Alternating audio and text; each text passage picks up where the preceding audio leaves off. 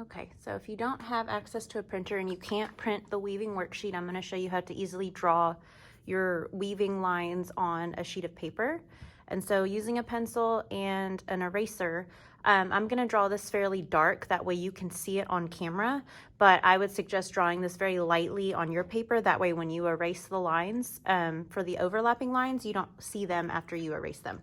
So the first thing you're going to do is sketch out 3 long rectangles across your page.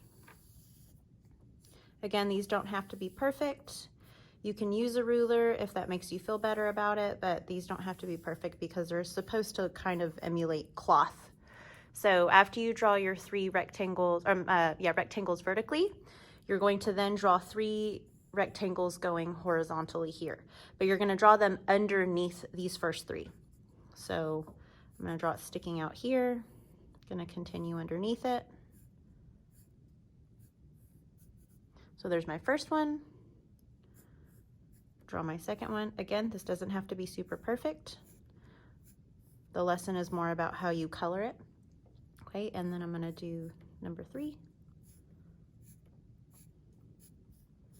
All right, so that's the basic of it. So now what we want to do is try to show that these weaves are weaving over and under each other.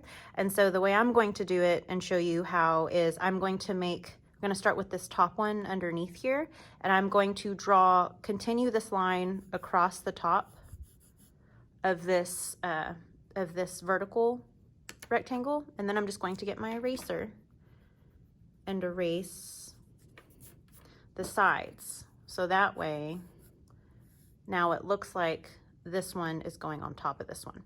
Then I'm just going to repeat that same step, but to this bottom one. And then I'm going to erase. Okay, and now we need to repeat these steps, but do it on this second one here. And so what I'm going to do is continue these lines across. And then I'm going to erase